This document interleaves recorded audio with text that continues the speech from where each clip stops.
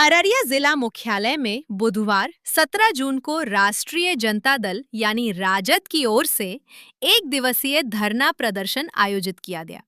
बढ़ती महंगाई, गरीबी, बेरोजगारी, भ्रष्टाचार और गिरती कानून व्यवस्था के खिलाफ आयोजित इस धरने की अध्यक्षता जिलाध्यक्ष डॉक्टर अविनाश आनंद ने की। धरना प्रदर्शन में पूर्व मंत्री शाहनवाज आलम, रानीगंज विधायक अविनाश मंगलम, प्रदेश महासचिव अरुण यादव सहित कई नेताओं ने भाग लिया। इस दौरान नेताओं ने एनडीए सरकार पर जमकर निशाना साधा।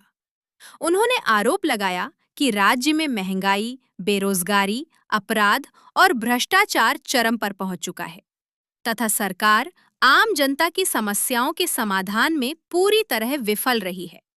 नेताओं ने कहा कि गरीबों, किसानों, मजदूरों, दलितों और पिछड़े वर्गों की लगातार उपेक्षा की जा रही है।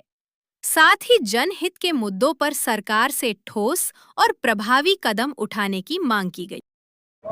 देखिए, बिहार की सरकार जो है पूरी तरह से चौपट हो चुकी है।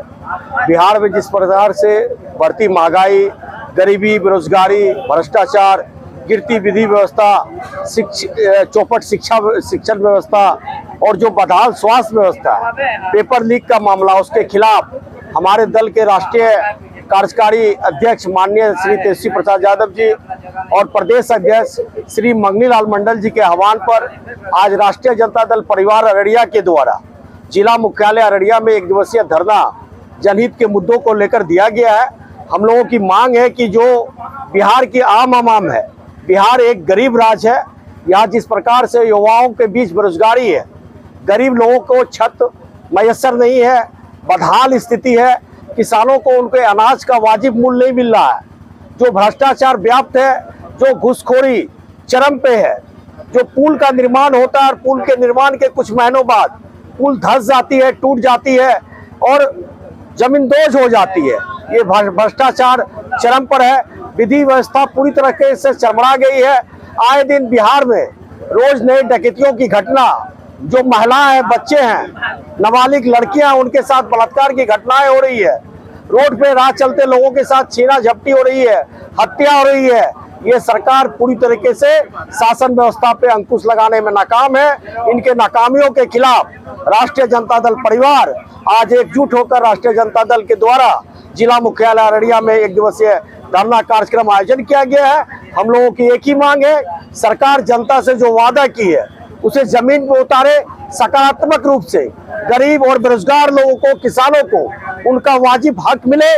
जनता दल, राष्ट्रीय जनता दल इस लड़ाई को लेकर सड़क पर भी उतरने का काम करेगी।